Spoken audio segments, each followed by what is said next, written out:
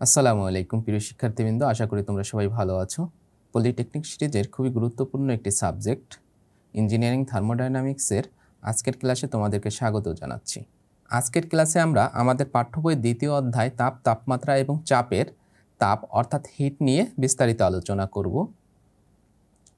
শুরুতে আমরা জেনে আসি যে আজকের ক্লাসে আমরা এই অধ্যায় থেকে কোন কোন টপিক সম্পর্কে জানতে পারবো। প্রথমে আমরা তাপ কাকে বলে এবং তাপের প্রতীক কী এই বিষয় নিয়ে আলোচনা করব। দেন আমরা তাপমাত্রা পরিমাপের যন্ত্রের নাম কী এবং এই যন্ত্রের একটি নীতি আছে, এই নীতি সম্পর্কে আলোচনা করব। দেন আমরা তাপের বিভিন্ন একক নিয়ে আমরা আলোচনা করব। দেন আমরা তাপের বিভিন্ন এককের মধ্যে যে সম্পর্ক, এই সম্পর্ক নিয়ে আলোচনা করব। দেন আমরা তাপের প্রকারভেদ নিয়ে আলোচনা করব। দেন আমরা আপেক্ষিক তাপ কাকে বলে এবং আপেক্ষিক তাপ কত প্রকার কী কী এই সম্পর্কে আলোচনা করব। দেন আমরা আমাদের এই উল্লেখিত টপিকসের উপর আমাদের সেমিস্টার ফাইনাল পরীক্ষা এবং আমাদের মিড পরীক্ষায় যে সকল প্রশ্ন আসার সম্ভাবনা সবথেকে বেশি থাকবে এই সকল প্রশ্ন নিয়ে আমরা পর্যালোচনা করব। আজকের ক্লাসের শুরুতে থাকছে তাপ এবং তাপের প্রতীক। তাপ বলতে আমরা কি বুঝি? আগে এক সময় অর্থাৎ প্রাচীনকালে ধারণা করা হতো তাপ এক প্রকার ক্যালোরিক, যা কোনো বস্তুর মধ্যে প্রবেশ করলে বস্তুটা উত্তপ্ত হয় এবং বস্তু থেকে যদি ওই ক্যালোরিকটা বের হয়ে যায় তাহলে বস্তুটা শীতল হয়।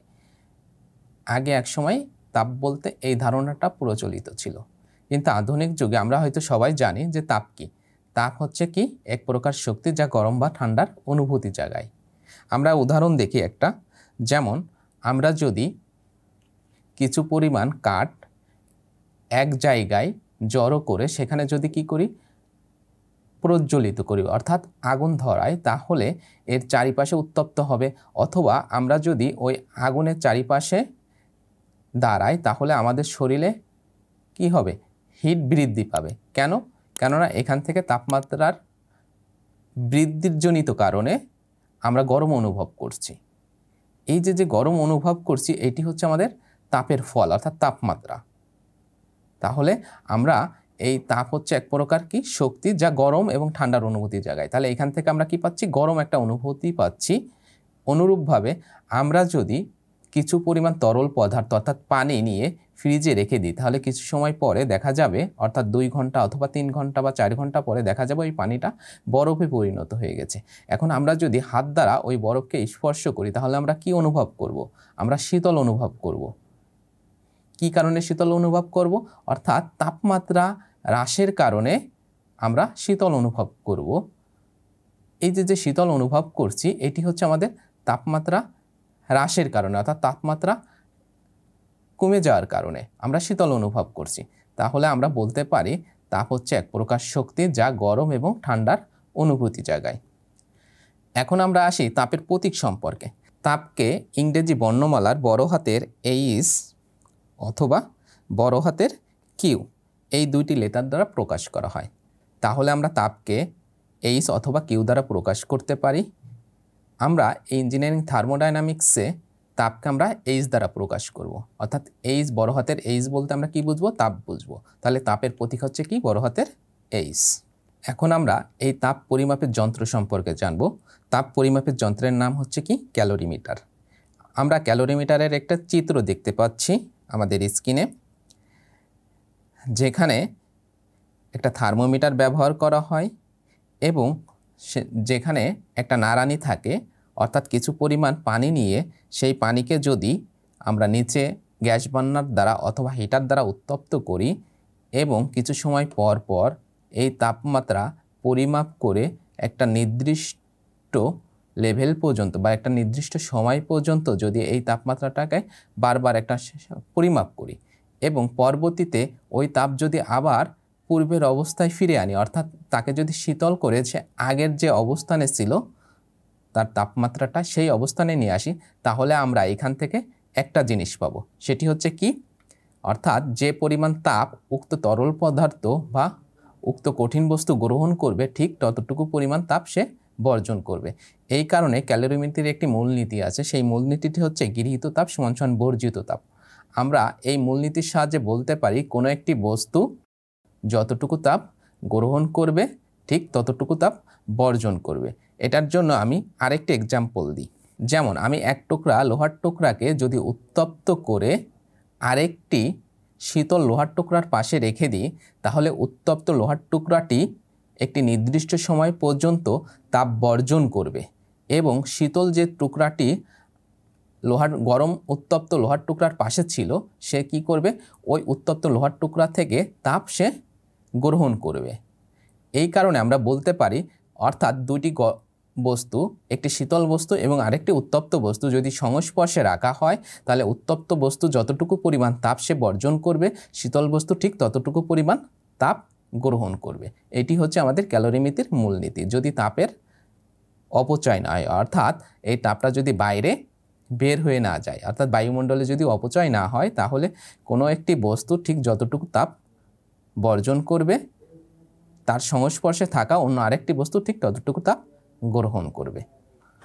আমরা সবাই এই ক্যালোরিমিতির মূলনীতিটি অবশ্যই মুখস্থ রাখব, যে গৃহীত তাপ ইজিক্যাল টু বর্জিত তাপ, অথবা বর্জিত তাপ ইজিক্যাল টু গৃহীত তাপ। আমরা এভাবে লিখব। আমাদের এই মূলনীতিটি কাজে লাগবে কখন? আমরা যখন এই ক্যালোরিমিতির সাহায্যে কিছু অঙ্কের অর্থাৎ গাণিতিক সমস্যার সমাধান করব, তখন আমাদের এই মূলনীতিটির মাধ্যমে কিছু অঙ্কের সমাধান আমরা করতে পারব। যখন আমরা দেখব যে একটি বস্তু আরেকটি বস্তু সংস্পর্শে আনার ফলে তাপ গ্রহণ বা বর্জন করছে, তখন আমরা এই নীতির সাহায্যে গাণিতিক সমস্যাগুলো সমাধান করতে পারব। আমরা এখন তাপের বিভিন্ন একক নিয়ে আলোচনা করব। শুরুতে থাকছে ক্যালোরি। ক্যালোরি হচ্ছে তাপের একটি একক, অর্থাৎ সিজিএস পদ্ধতিতে তাপের একককে বলা হয় ক্যালোরি। এখন আসি ক্যালোরি কাকে বলে।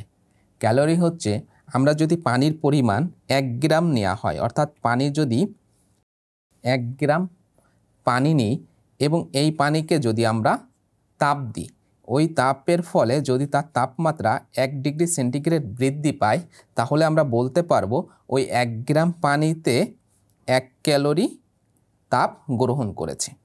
অর্থাৎ আমরা যদি 1 গ্রাম বিশুদ্ধ পানি নিই এবং তার টেম্পারেচার বা তাপমাত্রা যদি 1 ডিগ্রি বৃদ্ধি করি, অর্থাৎ তার পূর্বের একটা অবশ্যই টেম্পারেচার থাকবে বা তাপমাত্রা থাকবে। যদি স্বাভাবিক অবস্থায় পানির টেম্পারেচার 20 ডিগ্রি থাকে, তাহলে তাকে কি করতে হবে, 1 ডিগ্রি বৃদ্ধি করে 21 ডিগ্রি সেন্টিগ্রেড তাপমাত্রায় রূপান্তর করতে হবে।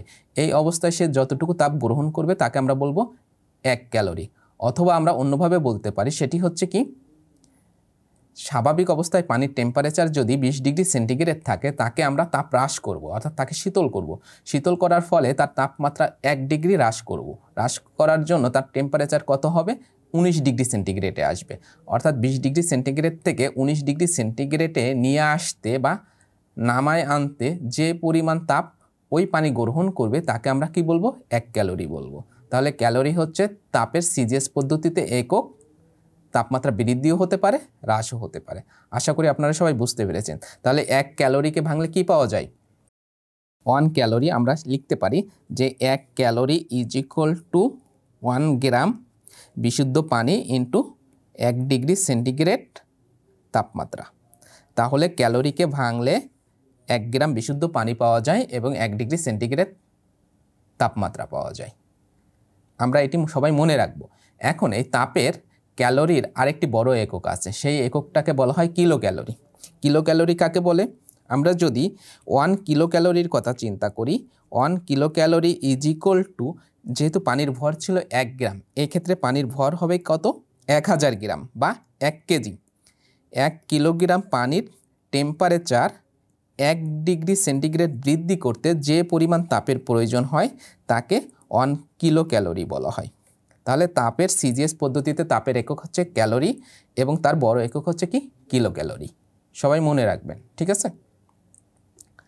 আমাদের এইখান থেকে প্রশ্ন থাকতে পারে যে ক্যালোরি বলতে কি বোঝো, অথবা তাপের সিজিএস একক কাকে বলে। এখন আমরা তাপের আরেকটি একক বিটিইউ বা ব্রিটিশ থার্মাল ইউনিট নিয়ে আলোচনা করব। এপিএস পদ্ধতিতে তাপের একক হচ্ছে বিটিইউ বা ব্রিটিশ থার্মাল ইউনিট।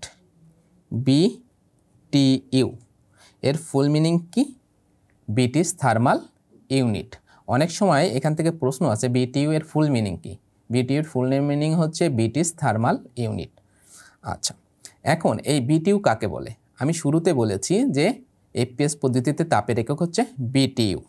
তাহলে বিটিইউ বলা হয় হচ্ছে 1 বিটিইউ যদি আমি চিন্তা করি 1 BTU। আগের যে ক্যালোরির সংজ্ঞা কী ছিল, পানির ভর ছিল গ্রামে, আর টেম্পারেচার বা তাপমাত্রার এককে কী ছিল, সেন্টিগ্রেড। এই ক্ষেত্রে এফপিএস পদ্ধতিতে পানির ভর হবে পাউন্ডে এবং তাপমাত্রার একক হবে ফারেনহাইটে। আমরা বলতে পারি যে 1 পাউন্ড বিশুদ্ধ পানির টেম্পারেচার বা তাপমাত্রা 1 ডিগ্রি ফারেনহাইট বৃদ্ধি করতে যে পরিমাণ তাপের প্রয়োজন হয় তাকে বলা হয় 1 BTU। তাহলে বিটিউকে ভাঙলে পানির ভর পাওয়া যায় কত গ্রাম? পানির ভর পাওয়া যায় 1 পাউন্ড, যা 453 গ্রামের সমান, 453.6 gram into 1 degree Fahrenheit, 1 degree Fahrenheit. এখন আমি 1 পাউন্ডকে গ্রামে কেন প্রকাশ করলাম? আমরা গ্রামেও দিতে পারি যে 1 পাউন্ড সমান সমান 453.6 গ্রাম ইন্টু 1 ডিগ্রি ফারেনহাইট। এভাবেও আমরা বিটিউকে ভেঙে লিখতে পারি, ঠিক আছে? তাহলে তাপের এফপিএস পদ্ধতিতে একক হচ্ছে বিটিউ। তাহলে 1 BTU সমান সমান 1 পাউন্ড ইন্টু 1 ডিগ্রি ফারেনহাইট, অর্থাৎ 1 পাউন্ড বিশুদ্ধ পানির টেম্পারেচার 1 ডিগ্রি ফারেনহাইট বৃদ্ধি বা হ্রাস করতে। আমরা যে সবসময় তাপমাত্রা বৃদ্ধি করব তেমন কিন্তু নয়, আমরা তাপমাত্রা হ্রাসও করতে পারি, যেহেতু তাপ গরম এবং ঠান্ডার অনুভূতি জায়গায় আমরা বৃদ্ধিও করতে পারি, হ্রাসও করতে পারি। দেন আমরা এখন তাপের আন্তর্জাতিক একক বা এসআই একক নিয়ে আলোচনা করব। তাপের আন্তর্জাতিক একক বা এসআই একক হচ্ছে তাপের ঝুল, অর্থাৎ তাপকে কাজ অথবা শক্তির সাথে তুলনা করা হয়। এই কারণে কাজের একক বা শক্তির একক যা, তাপের এককও তাই। এখন আমরা বলতে পারি যে 1 গ্রাম বিশুদ্ধ পানির টেম্পারেচার 1 ডিগ্রি সেন্টিগ্রেড বৃদ্ধি বা হ্রাস করতে যে পরিমাণ তাপের প্রয়োজন হয় তাকে 1 ক্যালোরি বা 4.2 জুল বলা হয়। তাহলে 1 ক্যালোরি সমান সমান 4.2 জুল। এটি হচ্ছে তাপের এসআই একক বা আন্তর্জাতিক একক। তাহলে আন্তর্জাতিক একক হচ্ছে আমাদের জুল। তাহলে তাপকে আমরা শক্তি বা কাজের সাথে তুলনা করা হয়, যেহেতু তাপ শক্তিকে কাজে রূপান্তর করা হয়, এই কারণে তাপকে আমরা ঝুলে প্রকাশ করব। আমরা যখন গাণিতিক সমস্যাগুলো সমাধান করব সেই ক্ষেত্রে অধিকাংশ ক্ষেত্রে তাপকে যখন আমরা এককে কনভার্ট করব, অর্থাৎ ক্যালোরিতে দেওয়া থাকলে তাপকে আমরা কি করব, ঝুলে কনভার্ট করে নিব অথবা কিলো ঝুলে কনভার্ট করে নিব। যেমন 1 ক্যালোরি সমান সমান আমরা 4.2 জুল লিখেছি, এক্ষেত্রে আমরা এভাবে লিখতে পারি যে 1 kilo calorie is equal two 4.2 kilojoule. ঠিক আছে? আশা করি আপনারা বুঝতে পেরেছেন। এখন আমরা তাপের বিভিন্ন এককের মধ্যে সম্পর্ক তৈরি করব। শুরুতে থাকছে ঝুল এবং ক্যালোরির মধ্যে সম্পর্ক। ঝুল এবং ক্যালোরি, তা আমরা পূর্বেই আলোচনা করেছি, ঝুল হচ্ছে তাপের আন্তর্জাতিক একক।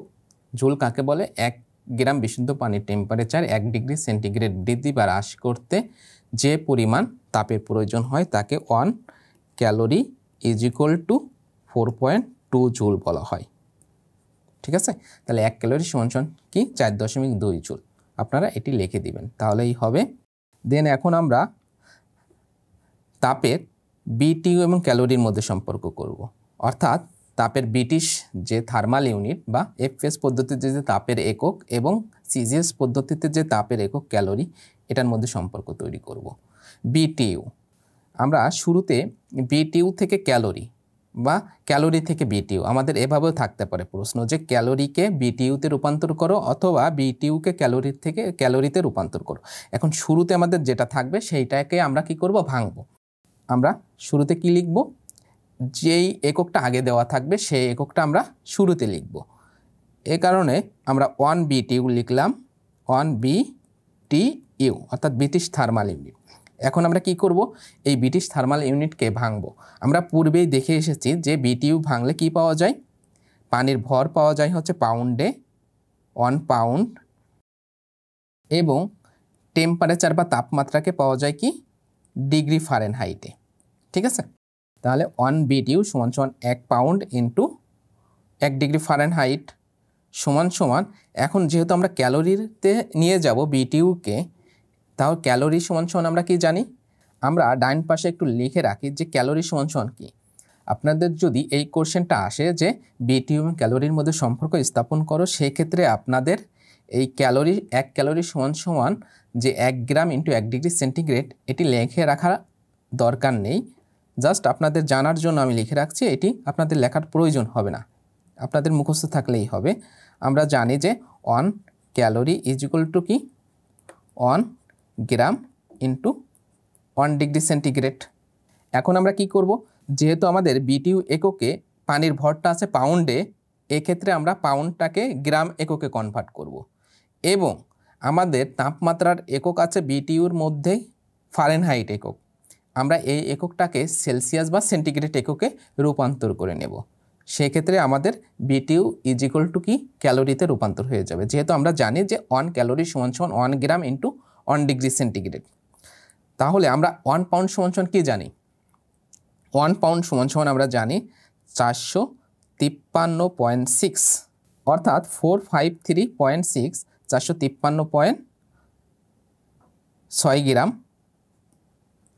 এবং 1 ডিগ্রি ফারেনহাইট সমান সমান আমরা কি জানি, গত ক্লাসে যখন আমরা তাপমাত্রা নিয়ে আলোচনা করেছিলাম সেক্ষেত্রে আমরা 1 ডিগ্রি সেন্টিগ্রেডকে ফারেনহাইট এককে রূপান্তর করেছিলাম, অথবা 1 ডিগ্রি ফারেনহাইটকে সেন্টিগ্রেড এককে রূপান্তর করেছিলাম। আমরা তাপমাত্রার সম্পর্ক থেকে একটা জিনিস জেনেছিলাম, সেই জিনিসটি হচ্ছে কি 5 ডিগ্রি সেন্টিগ্রেড সমান সমান 9 ডিগ্রি ফারেনহাইট, বা 1 ডিগ্রি ফারেনহাইট সমান সমান কি লিখতে পারি 5/9 এত ডিগ্রি সেন্টিগ্রেড লিখতে পারি এই সম্পর্ক থেকে। তাহলে আমরা কি লিখতে পারি, 1 ডিগ্রি ফারেনহাইট সমান সমান আমরা 1 ডিগ্রি ফারেনহাইট সমান সমান লিখতে পারি 5/9 এত ডিগ্রি সেন্টিগ্রেড। এখন আমরা যদি এই মানটাকে ক্যালকুলেশন করি, অর্থাৎ 453.6 ইন্টু 5, এই মানটাকে 5 দ্বারা গুণ হবে এবং 9 দ্বারা ভাগ হবে, তখন আমাদের মানটা আসবে হচ্ছে কত 252, অর্থাৎ 252 ক্যালোরি। তাহলে আমরা এখান থেকে 1 বিটিইউকে ক্যালোরিতে রূপান্তর করেছি, তাহলে 1 বিটিইউ সমান কত ক্যালোরি 252 ক্যালোরি। আমাদের এই কোশ্চেনটা খুবই গুরুত্বপূর্ণ, অনেক সময় থাকে যে 1 বিটিইউ সমান 252 ক্যালোরি প্রমাণ করো, অথবা প্রশ্ন থাকতে পারে যে বিটিইউকে ক্যালোরিতে রূপান্তর করো, অথবা বিটিইউ এবং ক্যালোরির মধ্যে সম্পর্ক স্থাপন করো। আমাদের প্রশ্ন যেভাবে থাকুক না কেন আশা করি আপনারা এইটির অ্যান্সার করতে পারবেন, অর্থাৎ এই প্রশ্নটা আমাদের সংক্ষিপ্ত আকারে থাকার সম্ভাবনা খুবই বেশি। এবং আমাদের এই তাপের বিভিন্ন এককের মধ্যে যে সম্পর্ক, এই সম্পর্ক থেকে আমাদের আরও প্রশ্ন থাকতে পারে, যেমন থাকতে পারে যে CHUকে বিটিইউ এককে রূপান্তর করো, অথবা CHUকে ক্যালোরিতে রূপান্তর করো। সেক্ষেত্রে আমাদের যেভাবেই থাকুক না কেন আগে আমরা কি করব, ওই এককটাকে ভেঙে নেব। ভেঙে নিলে তারপরে যে এককে আমাদের রূপান্তর করতে হবে, ওই এককটাকে ভাঙলে কি পাওয়া যায় সেই অনুসারে আমরা কি করব, ভরকে এবং তাপমাত্রাকে কনভার্ট করে নেব। ঠিক আছে, ভরটাকে এবং তাপমাত্রাটাকে কনভার্ট করে নেব, তাহলেই হবে। আপনাদের এখানে মুখস্থ করতে হবে কিছু বিষয়, যেমন 1 পাউন্ড সমান সমান 453.6 এত গ্রাম, আপনাদের এটি মুখস্থ থাকা লাগবে। এবং তাপমাত্রার যে আরেকটি সম্পর্ক, অর্থাৎ 1 ডিগ্রি সেন্টিগ্রেড সমান সমান 9/5 এত ডিগ্রি ফারেনহাইট, এবং 1 ডিগ্রি ফারেনহাইট সমান সমান 5/9 এত ডিগ্রি সেন্টিগ্রেড। আপনাদের এইগুলো মুখস্থ থাকলে আপনারা তাপের যে বিভিন্ন এককের মধ্যে সম্পর্ক, এই এককের মধ্যে সম্পর্কগুলো সহজে স্থাপন করতে পারবেন। এখন আমরা তাপের প্রকারভেদ নিয়ে আলোচনা করব, অর্থাৎ তাপ কত প্রকার এবং কী কী। তাপ হচ্ছে প্রধানত 2 প্রকার, একটা হচ্ছে সুপ্ত তাপ, আরেকটি হচ্ছে অনুভূত তাপ। সুপ্ত তাপ বা ল্যাটিন হিট, আরেকটা হচ্ছে অনুভূত তাপ বা সেন্সিবল হিট। প্রথমে আমরা আলোচনা করব সুপ্ত তাপ সম্পর্কে বা ল্যাটিন হিট সম্পর্কে। সুপ্ত তাপ বা ল্যাটিন হিট, সুপ্ত কথাটা বলতে আমরা কি বুঝি, সুপ্ত বলতে বুঝি কোনো বস্তুর ভিতরে যদি শক্তি থাকে, সেই শক্তিটাকে সে যদি প্রকাশ না করে, তার ভিতরে লুকায়িত থাকে, তাহলে তাকে আমরা বলতে পারি সুপ্ত অবস্থায় আছে। অর্থাৎ আমরা প্রতিভার ক্ষেত্রে বলি যে এর ভিতরে প্রতিভা আছে, কিন্তু প্রতিভাটাকে সে কী করেছে, সুপ্ত অবস্থায় রেখেছে, লুকায়িত অবস্থায় রেখেছে। যখন সেটি প্রকাশ পায় তখন সেটাকে আমরা বলি অনুভূত, বা আমরা সেটা অনুভব করতে পারি। যখনই অনুভব করতে পারি তখনই সেটি হচ্ছে কি অনুভূত। কিন্তু যতক্ষণ পর্যন্ত আমরা সেই শক্তিটা বাইরে বের হয়ে না আসবে তত সময় পর্যন্ত কিন্তু আমরা জানবো না যে এর ভিতরে শক্তি ছিল কি ছিল না। ঠিক আছে, তাহলে সুপ্ত অর্থ কি লুকায়িত, ঠিক আছে, বা নিষ্ক্রিয় অবস্থায় থাকা। এখন সুপ্ত তাপ কাকে বলে? সুপ্ত তাহলে এক্ষেত্রে আমরা যখন তাপের সংজ্ঞা দিব অর্থাৎ সুপ্ত তাপ বা অনুভূত তাপের ক্ষেত্রে তখন আমরা তাপমাত্রাকে আদর্শ ধরব। কি ধরব? তাপমাত্রাকে। অর্থাৎ তাপমাত্রা যদি স্থির থাকে কিন্তু বস্তুর গঠন যদি চেঞ্জ হয় তাকে আমরা সুপ্ত তাপ বলবো। কি বললাম? তাপমাত্রা স্থির থাকবে অর্থাৎ তাপমাত্রার কোনো পরিবর্তন হবে না কিন্তু বস্তুর গঠন পরিবর্তন হবে, সেই তাপটাকে কি বলবো আমরা? সুপ্ত তাপ। যেমন সুপ্ত তাপের সংজ্ঞা আমরা এভাবে দিতে পারি, যে তাপ বস্তুর উপর প্রয়োগ করলে বস্তুর উষ্ণতা বৃদ্ধি না পেয়ে কিন্তু বস্তুর গঠনের পরিবর্তন ঘটে তাকে লীন তাপ বা সুপ্ত তাপ বলে। এই বিষয়টা পানির ক্ষেত্রে কয় ক্ষেত্রে হতে পারে বলেন তো? পানির ক্ষেত্রে যদি আমরা এই সুপ্ত তাপের কথা চিন্তা করি তাহলে 4টি অবস্থায় এই সুপ্ত তাপ কাজ করে পানির ক্ষেত্রে। প্রথমত 0 ডিগ্রি সেন্টিগ্রেড তাপমাত্রায় আমরা জানি পানি তরলে থাকে, অর্থাৎ তরল অবস্থায় পানি 0 ডিগ্রি সেন্টিগ্রেড তাপমাত্রায় থাকতে পারে। আবার পানি 0 ডিগ্রি সেন্টিগ্রেড তাপমাত্রায় বরফেও থাকতে পারে। যেমন আমরা যদি বলি 0 ডিগ্রি সেন্টিগ্রেড তাপমাত্রার বরফ 0 ডিগ্রি সেন্টিগ্রেড তাপমাত্রার আইসে পরিণত হবে যখন, অর্থাৎ আমরা পানিকে যখন বরফে পরিণত করব তাহলে পানি একসময় তাপ কমতে কমতে কি হবে? 0 ডিগ্রি সেন্টিগ্রেড তাপমাত্রায় চলে আসবে এবং এরপরে কি হবে? সে ঘনীভূত হয়ে কঠিন অবস্থায় রূপান্তর হবে এবং তার শুরুতে তার টেম্পারেচার কত থাকবে? 0 ডিগ্রি সেন্টিগ্রেডই থাকবে। কিন্তু দেখেন পানি তরল অবস্থা থেকে কঠিন অবস্থায় রূপান্তর হচ্ছে, তাপমাত্রার কি কোনো পরিবর্তন হচ্ছে? হচ্ছে না। অর্থাৎ এই ক্ষেত্রে আমরা যদি এই 0 ডিগ্রি সেন্টিগ্রেড তাপমাত্রার আইসের কথা চিন্তা করি, এই ক্ষেত্রে পানিটা কি অবস্থায় আছে? কঠিন অবস্থায় আছে। এবং যখন এই পানি 0 ডিগ্রি সেন্টিগ্রেড তাপমাত্রায় লিকুইড অর্থাৎ তরলে পরিণত হবে তখন এটি কোন অবস্থায় আছে? তরল অবস্থায় আছে। তরল অবস্থায় আছে। আবার আমরা উল্টাভাবে চিন্তা করতে পারি যে 0 ডিগ্রি সেন্টিগ্রেড তাপমাত্রার পানি অর্থাৎ যে তরল অবস্থায় আছে এটিকে যদি আমরা 0 ডিগ্রি সেন্টিগ্রেড তাপমাত্রার আইস বা বরফে পরিণত করি সেক্ষেত্রেও আমরা এই সুপ্ত তাপের কথা চিন্তা করতে পারি। যখন এই 0 ডিগ্রি সেন্টিগ্রেড তাপমাত্রার তরল পানি 0 ডিগ্রি সেন্টিগ্রেড তাপমাত্রার বরফে পরিণত হবে অর্থাৎ তরল অবস্থা থেকে কঠিন অবস্থায় পরিণত হবে তখন আমরা কি বলছি? কঠিনীভবনের সুপ্ত তাপ। কঠিনীভবনের সুপ্ত তাপ। আবার 0 ডিগ্রি সেন্টিগ্রেড তাপমাত্রার বরফকে যদি আমরা তাপ দিয়ে তরলে পরিণত করি সেক্ষেত্রে তরলের প্রাথমিক তাপমাত্রা আমরা কত পাবো? 0 ডিগ্রি সেন্টিগ্রেড তাপমাত্রা পাবো। এই ক্ষেত্রে কোন তাপ কাজ করবে? গলনের সুপ্ত তাপ কাজ করবে। অর্থাৎ 0 ডিগ্রি সেন্টিগ্রেড তাপমাত্রার তরলকে আমরা 0 ডিগ্রি সেন্টিগ্রেড তাপমাত্রার বরফে যখন পরিণত করব তখন এটি হবে আমাদের কঠিনীভবনের সুপ্ত তাপ। আবার 0 ডিগ্রি সেন্টিগ্রেড তাপমাত্রার বরফ থেকে যখন তরলে পরিণত হয় তখন তাকে আমরা কি বলবো? গলনের সুপ্ত তাপ বলবো। দেন অনুরূপভাবে আমরা জানি এই পানি 100 ডিগ্রি সেন্টিগ্রেড তাপমাত্রায় তরল অবস্থায়ও থাকে আবার 100 ডিগ্রি সেন্টিগ্রেড তাপমাত্রায় সে বাষ্পীয় অবস্থায়ও থাকে অর্থাৎ বাষ্পীয়ভূতও হতে পারে পানি। সেক্ষেত্রে আমরা এভাবে বলতে পারি যে 100 ডিগ্রি সেন্টিগ্রেড তাপমাত্রার এই যে পানিটা এটি তরল অবস্থায় আছে এবং এই 100 ডিগ্রি সেন্টিগ্রেড তাপমাত্রার পানিকে যদি আরও কিছু পরিমাণ তাপ দেওয়া হয় তখন সে কী করবে? স্টিমে পরিণত হবে অর্থাৎ বাষ্পে পরিণত হবে। বাষ্পে পরিণত হবে। সেই বাষ্পেরও টেম্পারেচার কত? 100 ডিগ্রি সেন্টিগ্রেড তাপমাত্রায়। এই ক্ষেত্রে আমাদের কোন সুপ্ত তাপ কাজ করবে? বাষ্পীভবনের সুপ্ত তাপ কাজ করবে। আবার এই যে 100 ডিগ্রি সেন্টিগ্রেড তাপমাত্রার বাষ্প এর থেকে যদি আমরা তাপ অপসারণ করি তাহলে সে শুরুতে কি হবে? তরলে পরিণত হবে। সেই তরলেরও টেম্পারেচার কত হবে? 100 ডিগ্রি সেন্টিগ্রেড হবে। এই ক্ষেত্রে কোন সুপ্ত তাপ কাজ করবে? এই ক্ষেত্রে ঘনীভবনের সুপ্ত তাপ কাজ করবে। অর্থাৎ বাষ্পকে ঘন করার ফলে সে যে তরলে পরিণত হচ্ছে এটি হচ্ছে ঘনীভবনের সুপ্ত তাপ। তাহলে সুপ্ত তাপ হচ্ছে কয় প্রকার? 4 প্রকার। একটা হচ্ছে গলনের সুপ্ত তাপ, কঠিনীভবনের সুপ্ত তাপ। 3 নাম্বার হচ্ছে কি? বাষ্পীভবনের সুপ্ত তাপ। 4 নাম্বার হচ্ছে কি? ঘনীভবনের সুপ্ত তাপ। আমরা জানলাম সুপ্ত তাপটা হচ্ছে কি? তাপমাত্রার কোনো পরিবর্তন হবে না কিন্তু বস্তুর গঠনের পরিবর্তন হবে। অর্থাৎ তরল থাকলে কঠিন হবে অথবা কঠিন থাকলে তরলে পরিণত হবে অথবা তরল থাকলে বাষ্পে পরিণত হবে অথবা বাষ্প থাকলে তরলে পরিণত হবে। পানির ক্ষেত্রে কয় অবস্থায় এই লীন তাপটা কাজ করে বলেন তো? 2 অবস্থায়, একটা হচ্ছে 0 ডিগ্রিতে আর একটা হচ্ছে 100 ডিগ্রিতে। আপনারা সবাই অঙ্ক করার ক্ষেত্রে এই জিনিসটা মনে রাখবেন যে সুপ্ত তাপ আমাদের পানির ক্ষেত্রে কয় অবস্থায় কাজ করে? 2 অবস্থায়, অর্থাৎ তাপমাত্রার সাপেক্ষে যদি আমরা চিন্তা করি তাহলে তাপমাত্রার সাপেক্ষে 2 অবস্থায়, অর্থাৎ 0 ডিগ্রিতে একবার আর হচ্ছে 100 ডিগ্রিতে একবার। অর্থাৎ 0 ডিগ্রিতে আমাদের সুপ্ত তাপ কাজ করবে।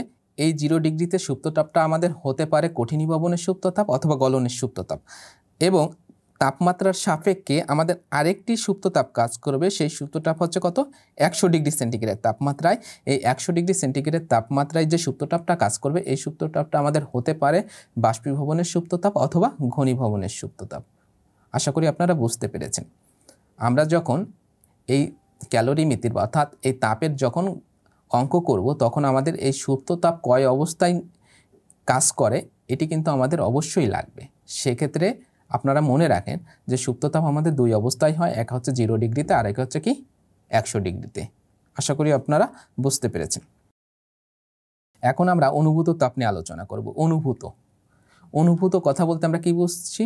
অনুভব করা। আমরা কখন অনুভব করতে পারবো বলেন তো? যখন তাপমাত্রার পরিবর্তন হবে তখনই আমরা অনুভব করতে পারবো।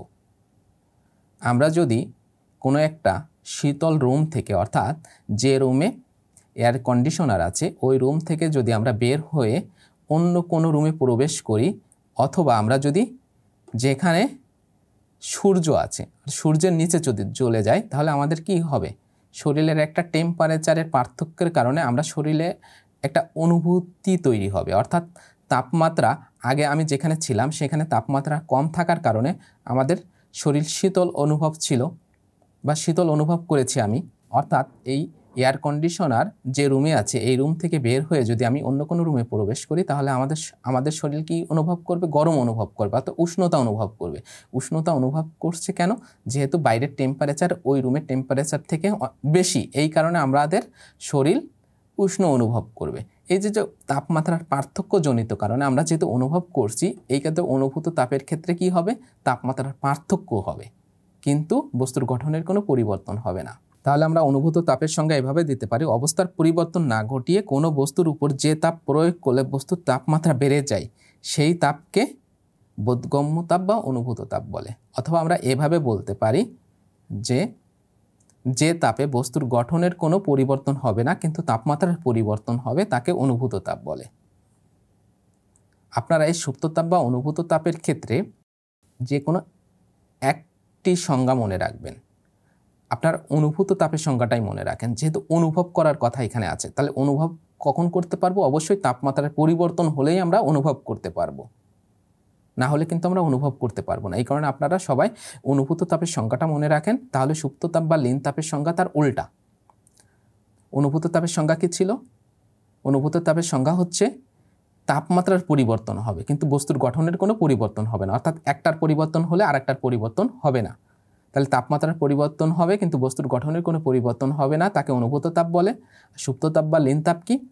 তাপমাত্রার কোনো পরিবর্তন হবে না কিন্তু বস্তুর গঠনের পরিবর্তন হবে।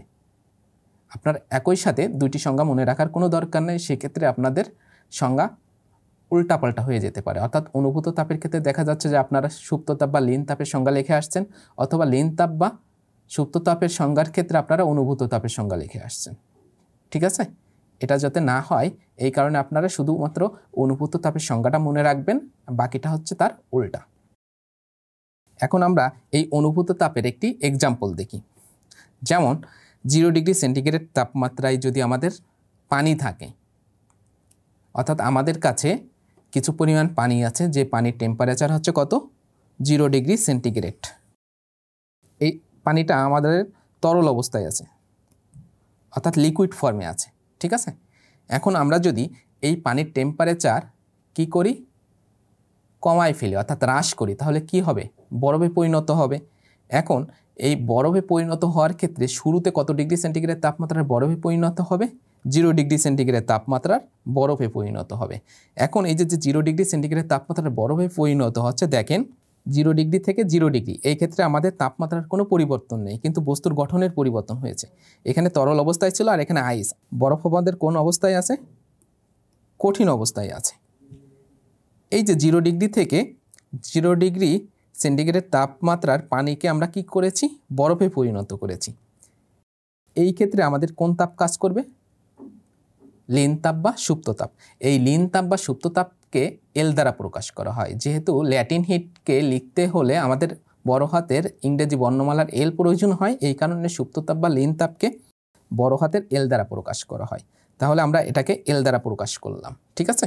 এবং এই 0 ডিগ্রি সেন্টিগ্রেড তাপমাত্রার আইসকে এখন যদি তার টেম্পারেচার আমরা আরও হ্রাস করি, অর্থাৎ তার তাপমাত্রাটাকে যদি আমরা আরও শোষণ করি অর্থাৎ কমাই ফেলি, তখন কি হবে, মাইনাসে চলে যাবে তার তাপমাত্রাটা।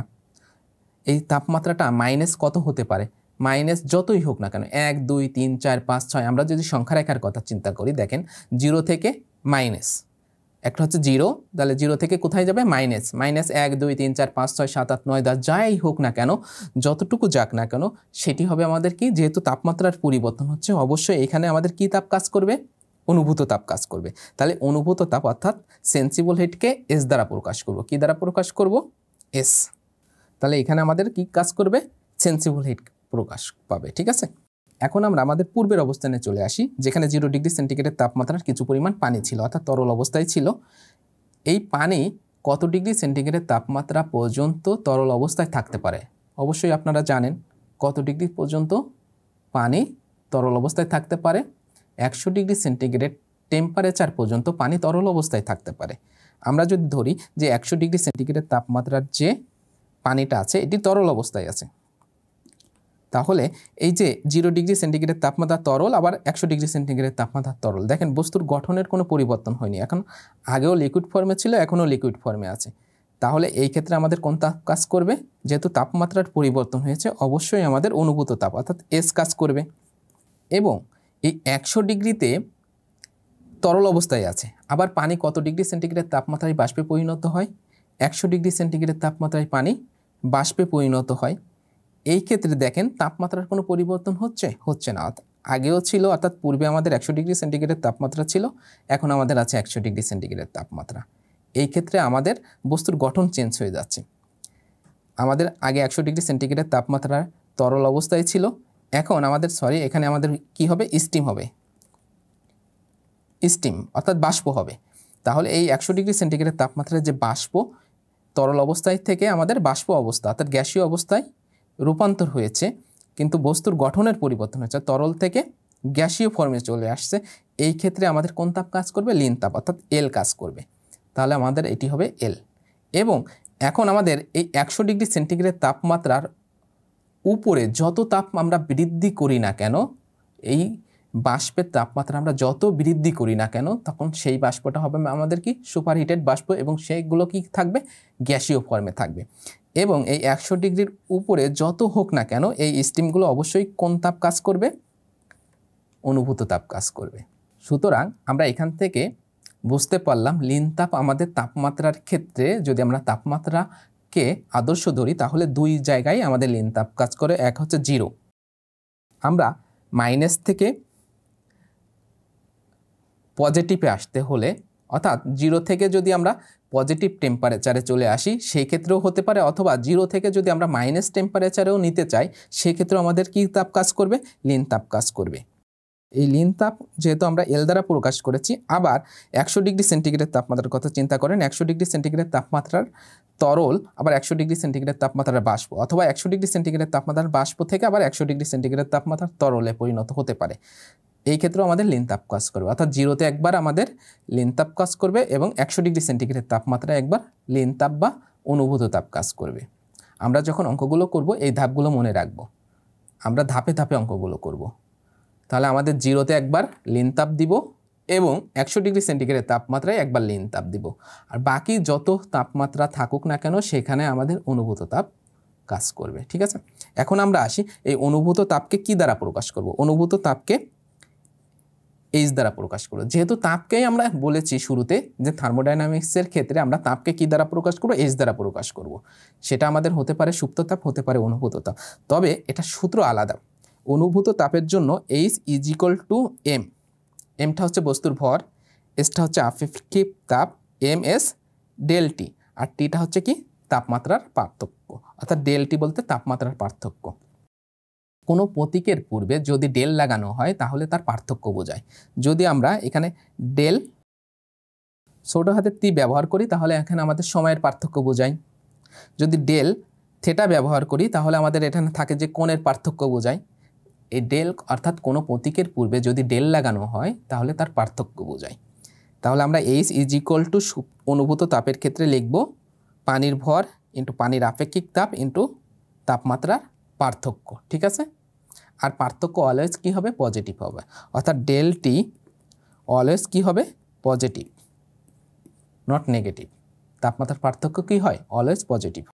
এখন আমরা আমাদের পূর্বের সুপ্ত তাপ বা লীন তাপে একটু চলে যাই, যে সুপ্ত তাপটাকে আমরা কীভাবে প্রকাশ করব। সুপ্ত তাপকে আমরা এইচ দ্বারা প্রকাশ করব। H is equal to M L. এক্ষেত্রে আমাদের বস্তুর ভর হবে এবং সুপ্ত তাপ হবে, অর্থাৎ এল বলতে আমরা ল্যাটিন হিট বা সুপ্ত তাপ বোঝাচ্ছে। ঠিক আছে, তাহলে সুপ্ত তাপের ক্ষেত্রে আমাদের সূত্র হচ্ছে H is equal to M L, আর অনুভূত তাপের ক্ষেত্রে আমাদের সূত্র কী ছিল? H is equal to M S del T. এক্ষেত্রে এসটা ছিল আমাদের আপেক্ষিক তাপ। এসটা কি ছিল? আপেক্ষিক তাপ, আপেক্ষিক তাপ। আর ডেলটিটা কী ছিল? তাপমাত্রার পার্থক্য। আপনারা সবাই লিখে রাখেন, তাপমাত্রার পার্থক্য। এই এখন এই সুপ্ত তাপ হচ্ছে আমাদের বলেছিলাম দুই জায়গায় হয়, একটা হচ্ছে আমাদের 0 ডিগ্রিতে আর একটা হচ্ছে কি 100 ডিগ্রিতে। এখন 0 ডিগ্রিতে যখন হয় তখন আমাদের এটাকে আমরা দুইভাবে বলতে পারি, একটা হচ্ছে কঠিনী ভবনের সুপ্ত তাপ অথবা গলনের সুপ্ত তাপ। এই কঠিনী ভবনের সুপ্ত তাপ বা গলনের সুপ্ত তাপ আমরা যদি সিজিএস পদ্ধতিতে ধরি তাহলে এল ইজ ইকুয়াল টু হচ্ছে আমাদের কত? 80 ক্যালোরি পার গ্রাম, 80 ক্যালোরি পার গ্রাম। এখন এই 80 ক্যালোরি পার গ্রাম এটাকে যদি আমরা ঝুলে কনভার্ট করি তখন আমাদের 4.2 দ্বারা গুণ করলে, এই 80কে যদি আমরা 4.2 দ্বারা গুণ করি তাহলে কত হবে? 335 এত জুল পার গ্রাম। ঠিক আছে, এখন যদি আমরা গ্রামটাকে কেজিতে কনভার্ট করি তাহলে আমরা এখানে কি করব? 335 কিলোজুল পার কেজি। জাস্ট আমরা এই 80টাকে কি করেছি? 4.2 দ্বারা গুণ করেছি, যার কারণে আমাদের হয়েছে কত? 335 জুল পার গ্রাম বা 335 কিলোজুল পার কেজি। আমরা সবাই এই মানটাকে মনে রাখবো যে সুপ্ত তাপের ক্ষেত্রে আমাদের বরফের সুপ্ত তাপ কত? বরফের সুপ্ত তাপ অর্থাৎ 0 ডিগ্রিতে পানির কঠিনী ভবনের সুপ্ত তাপ অথবা গলনের সুপ্ত তাপ হচ্ছে কত? 80 ক্যালোরি পার গ্রাম, অথবা আমরা যদি ঝুলে লিখি তাহলে 335 কিলোজুল পার কেজি। এবং আমরা যদি এখন ধরি যে সুপ্ত তাপের ক্ষেত্রে যদি ঘনীভবনের সুপ্ত তাপ হয় অথবা বাষ্পীভবনের সুপ্ত তাপ হয়, সেক্ষেত্রে ঘনীভবনের সুপ্ত তাপ বা বাষ্পীভবনের সুপ্ত তাপ L is equal to 539 calorie per gram. আমরা যদি এই 539 ক্যালোরি পার গ্রামকে ঝুলে কনভার্ট করি তাহলে আমাদের মানটা আসে 2257 কিলোজুল পার কেজি। আমরা এই দুটি মান মনে রাখব যে বরফের সুপ্ততাপ হচ্ছে কত? 80 ক্যালোরি পার গ্রাম অথবা ঝুলে 335 কিলোজুল পার কেজি, এবং বাষ্পীভবনের সুপ্ততাপ বা ঘনীভবনের সুপ্ততাপ হচ্ছে 539 ক্যালোরি পার গ্রাম অথবা 2257 কিলোজুল পার কেজি। আমাদের এই মানগুলো মুখস্থ রাখতে হবে। অনেক সময় আমাদের অঙ্ক করার ক্ষেত্রে এই মানগুলো দেয়া থাকবে, আর দেওয়া যদি না থাকে আমাদের এই মানগুলো মুখস্থ আকারে লিখব। এখন আমরা আপেক্ষিক তাপ নিয়ে আলোচনা করব যে আপেক্ষিক তাপ কাকে বলে এবং ইহা কত প্রকার ও কী কী। প্রথমে আসি আপেক্ষিক তাপ কাকে বলে। এই আপেক্ষিক তাপ কাকে বলে আমরা পূর্বে অনুভূত তাপের ক্ষেত্রে একটি সূত্র লিখেছিলাম। সূত্রটি কেমন ছিল? অনুভূত তাপের ক্ষেত্রে H is equal to ms del T. আমরা S ইজ ইকুয়াল টু লিখেছিলাম বা S ফর লিখেছিলাম আপেক্ষিক তাপ। আমরা এই ইকুয়েশন থেকে বা এই সূত্র থেকে S ইজ ইকুয়াল টু আমরা লিখতে পারি S is equal two H ভাগ হচ্ছে কি m ডেল টি, তাপমাত্রার পার্থক্য। এখন এই যেহেতু তাপমাত্রার পার্থক্য আছে, এখানে তাপমাত্রা বৃদ্ধি হতে পারে, হ্রাসও হতে পারে। আর এমটা কি? পদার্থের ভর। এখানে পানির ভর হতে পারে অথবা অন্য কোনো পদার্থের ভর হতে পারে। আর এইচটা কি? তাপ।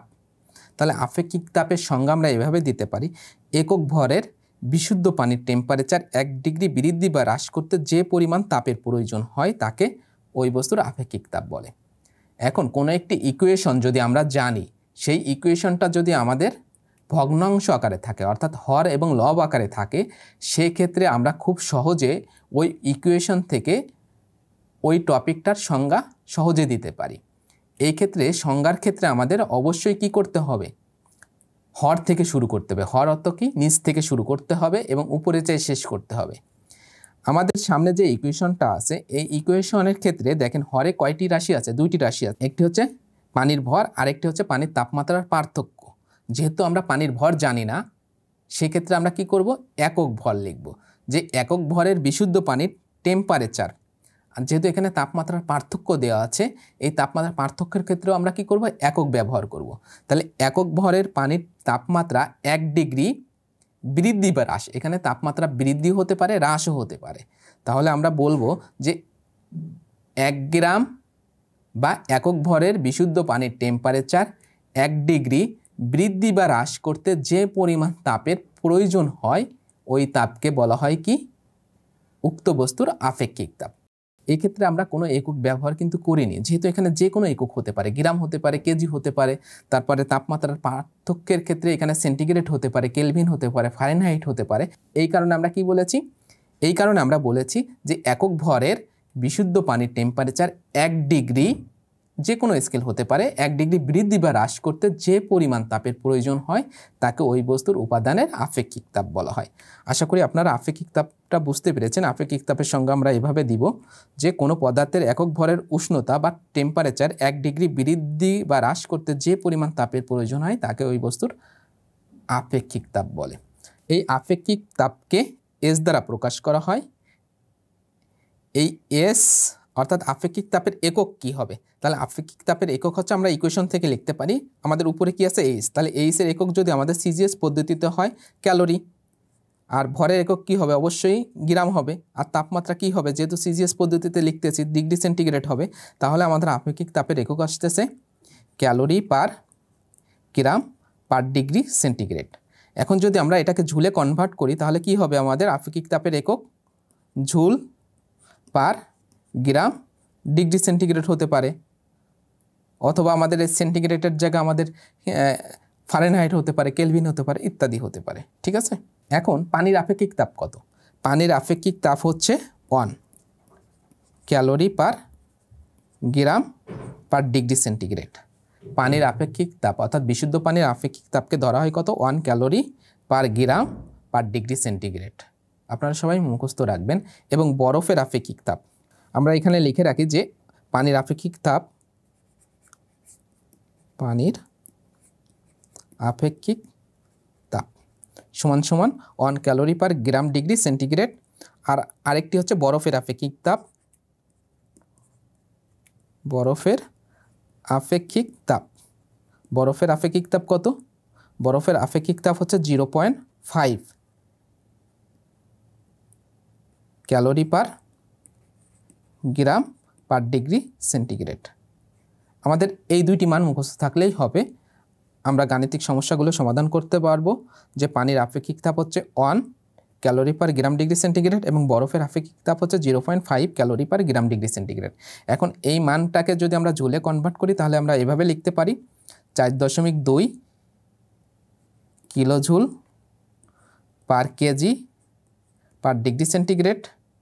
এবং আমরা এইভাবে লিখতে পারি 0.5 যেহেতু আছে, 4.2 দ্বারা যদি গুণ করি তাহলে কত হবে, 2.11 কিলো জুল পার কেজি পার ডিগ্রি সেন্টিগ্রেড। আমাদের এই মানগুলো অঙ্ক করার ক্ষেত্রে অবশ্যই কাজে লাগবে, আপনারা এই মানগুলো মুখস্থ রাখবেন। ঠিক আছে। দেন এখন আমরা এই আপেক্ষিক তাপ অর্থাৎ গ্যাসের আপেক্ষিক তাপ কত প্রকার, কী কী, এই সম্পর্কে জানব। গ্যাসের আপেক্ষিক তাপ হচ্ছে 2 প্রকার। প্রথমত সিভি বা স্থির আয়তনে গ্যাসের আপেক্ষিক তাপ, সিভি, সি হচ্ছে কনস্ট্যান্ট, ভিতে হচ্ছে ভলিউম, কনস্ট্যান্ট ভলিউমে বা স্থির আয়তনে। এই স্থির আয়তনে আপেক্ষিক তাপ কাকে বলে, একক ভরের গ্যাসের আয়তনটাকে স্থির রেখে তার তাপমাত্রা 1 ডিগ্রি বৃদ্ধি বা হ্রাস করতে যে পরিমাণ তাপের প্রয়োজন হয় তাকে ওই গ্যাসের স্থির আয়তনে আপেক্ষিক তাপ বলে। অর্থাৎ আপেক্ষিক তাপ কাকে বলে এই বিষয়টাই আমরা এখানে লিখব। তবে এই লেখার ক্ষেত্রে গ্যাসের আয়তনটা যে স্থির এই কথাটা অবশ্যই উল্লেখ করব, যেহেতু আমাদের স্পেসিফিকভাবে বলা আছে যে স্থির আয়তনে। তাহলে আমরা লিখব একক ভরের গ্যাসের আয়তন স্থির রাখে উহার তাপমাত্রা 1 ডিগ্রি বৃদ্ধি বা হ্রাস করতে যে পরিমাণ তাপের প্রয়োজন হয় তাকে ওই গ্যাসের স্থির আয়তনে গ্যাসের আপেক্ষিক তাপ বলে, যাকে আমাদের সংক্ষেপে কি দ্বারা প্রকাশ করা হয়, সিবি, অর্থাৎ কনস্ট্যান্ট ভলিউমে গ্যাসের আপেক্ষিক তাপ। এটার একটা মান আছে, এর মান হচ্ছে 0.172 এত calorie per gram degree kelvin. Degree kelvin বা ডিগ্রি সেন্টিগ্রেড, যেহেতু আমরা জানি 1 ডিগ্রি সেন্টিগ্রেড সমান 1 ডিগ্রি কেলভিন, এখানে আমরা সেন্টিগ্রেডও দিতে পারি, কেলভিনও দিতে পারি।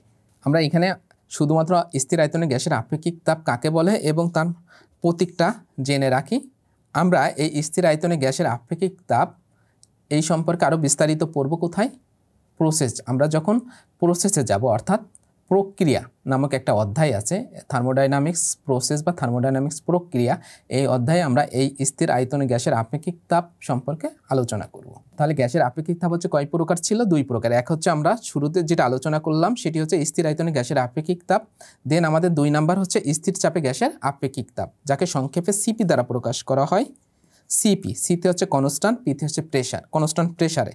আমরা সিবি অর্থাৎ স্থির আয়তনে গ্যাসের আপেক্ষিক তাপের সংজ্ঞা যেভাবে দিয়েছি এই ক্ষেত্রে আমরা সেম সংজ্ঞা দিব, তবে ওই গ্যাসের চাপটা স্থির এই কথাটা উল্লেখ করব, যে একক ভরের গ্যাসের চাপ স্থির রেখে তার তাপমাত্রা 1 ডিগ্রি বৃদ্ধি বা হ্রাস করতে যে পরিমাণ তাপের প্রয়োজন হয় তাকে ওই গ্যাসের স্থির চাপে আপেক্ষিক তাপ বলে, যাকে সিপি দ্বারা প্রকাশ করা হয়। এর একটি মান আছে, এর মান হচ্ছে 1.05 এত kilo joule per KG degree kelvin, ঠিক আছে।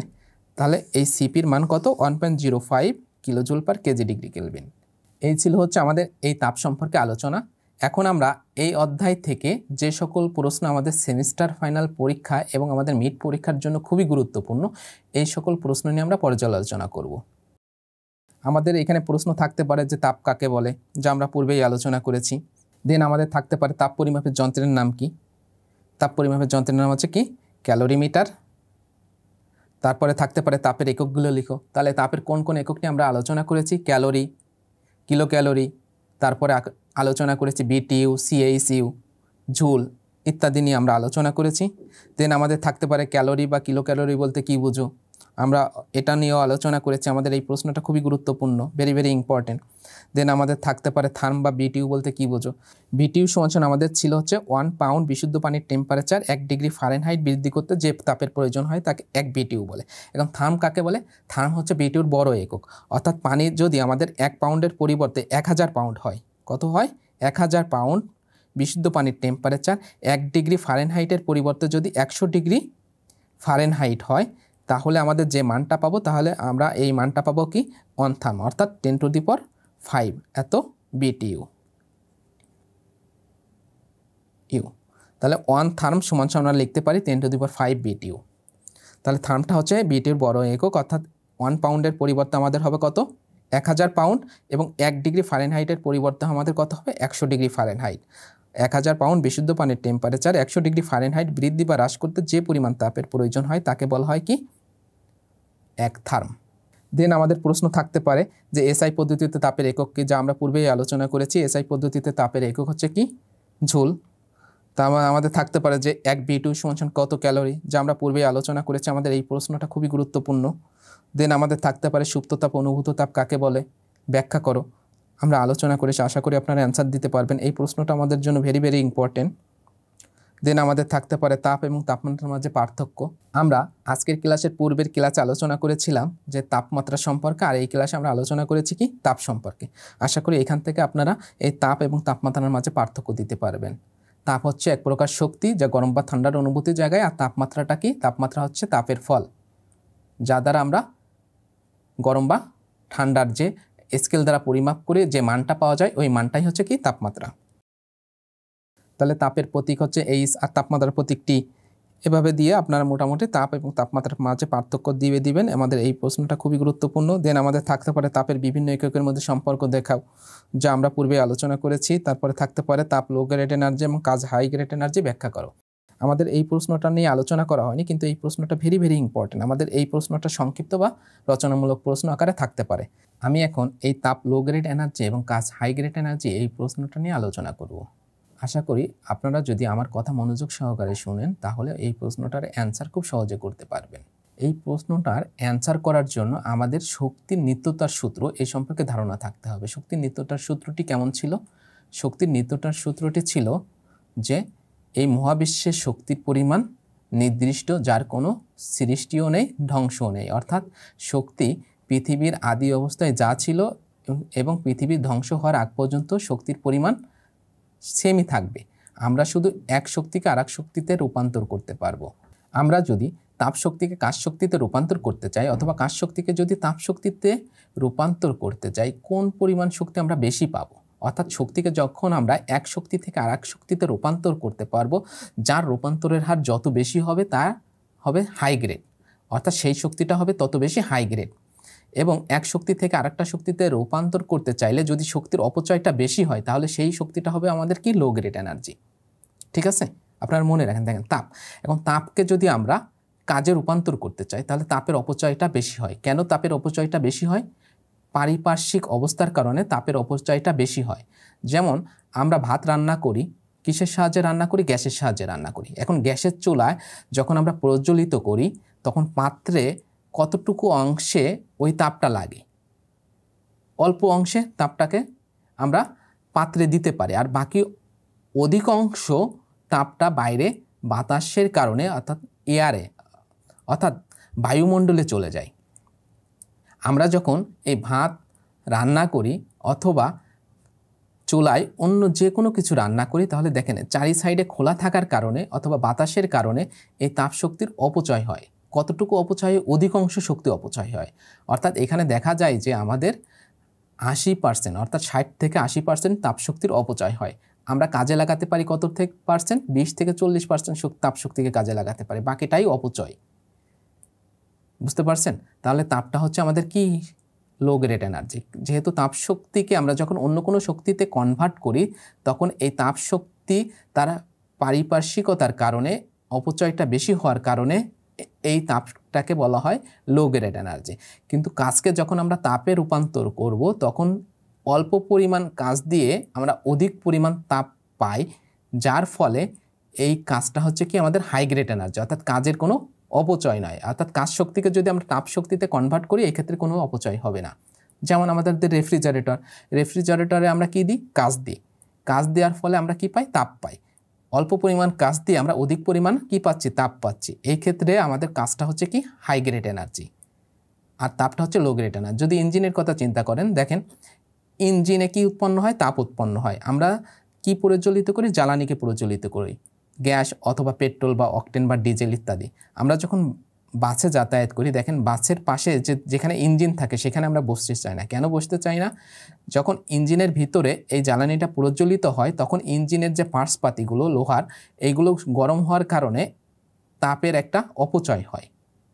এবং শুধুমাত্র যে ইঞ্জিনের পার্টসপাতি গরম হয়ে যে সীমাবদ্ধ থাকে তা কিন্তু নয়, এবং আশেপাশের বাতাসও গরম হয়ে যায় এবং আশেপাশে যা কিছু থাকে তাই গরম হয়ে যায়, যার কারণে প্রতিনিয়ত এই অপচয়টা হতে থাকে। এই কারণে তাপটা হচ্ছে কি আমাদের লো গ্রেড এনার্জি এবং কাজটা হচ্ছে কি হাই গ্রেড এনার্জি। আপনারা একটু দেখে নেবেন, ঠিক আছে? সো এই ছিল হচ্ছে আমাদের আজকের ক্লাস। আগামী ক্লাসে আমরা আমাদের এই অধ্যায়ের বাকি টপিকগুলো নিয়ে আলোচনা করব। এই পর্যন্ত আল্লাহ তাআলা আমাদের সবাইকে সুস্থ এবং সুন্দর রাখুক এই প্রত্যাশায় আজকের ক্লাস এখানেই শেষ করছি। আল্লাহ হাফেজ, আসসালামু আলাইকুম এবং সবাইকে ধন্যবাদ।